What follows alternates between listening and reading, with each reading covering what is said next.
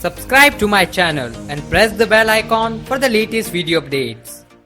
नमस्कार दोस्तों, मेरा नाम है अर्पित और आज मैं आपको बताऊंगा पोस्टर मेकिंग के बारे में। तो दोस्तों, आप देखते रहिए ये वीडियो और इस वीडियो में मैं आपको बताऊंगा कुछ इंपॉर्टेंट पॉइंट्स जिनकी मदद से आप एक बहुत ही अच्छा पोस्टर बना सकते हैं।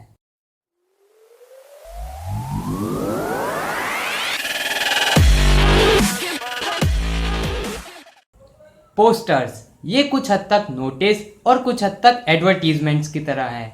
पोस्टर्स का यूज करके हम अनाउंसमेंट या अपील या फिर लोगों के बीच अवेयरनेस क्रिएट कर सकते हैं। पोस्टर्स का use generally political parties, NGOs, educational departments या कुछ एडवर्टीजमेंट कंपनियां करती है। तो अब हमारे सामने एक क्वेश्चन आता है कि एक अच्छा पोस्टर कैसा होता है। तो एक अच्छा पोस्टर ऐसा होता है जिसे कभी एक्सप्लेन करने की जरूरत ना पड़े।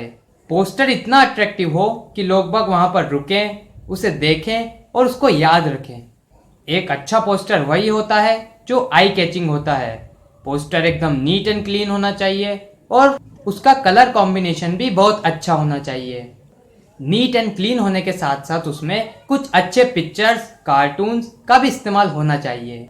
पोस्टर बनाने से पहले हमें अपनी ऑडियंस के बारे में भी पता होना चाहिए, क्योंकि अगर हमारी ऑडियंस छोटे बच्चे हैं तो हमें पोस्टर्स में कुछ कार्टून्स का इस्तेमाल करके उसे और भी अट्रैक्टिव बना देना चाहिए।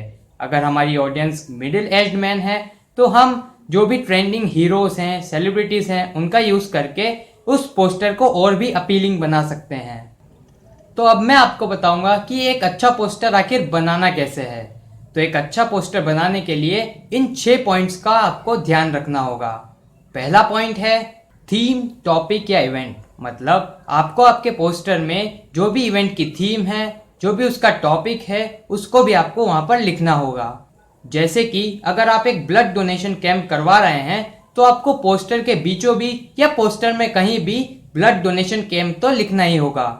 सेकेंड पॉइंट है पर्पस या ओकेजन। मतलब आप किस पर्पस से वो इवेंट को ऑर्गेनाइज करवा रहे हैं। मतलब जैसे अगर आप ब्लड डोनेशन कैंप करवा रहे हैं तो उसका मोटिव क्या है, आप किस ओकेजन पे उसको करवा रहे हैं। जैसे अगर आप उसको गांधी जयंती पे करवा रहे हैं तो आपको ये भी लिखना होगा कि हम गांधी जयंती के उपलक्ष्य में ये ब्लड डोनेशन कैंप करवा रहे हैं। थर्ड पॉइंट है डेट, टाइम एंड प्लेस। मतलब आपको आपके पोस्टर में इवेंट की डेट, उसका टाइम और जिस लोकेशन पे वो इवेंट होगा वो भी लिखना जरूरी है।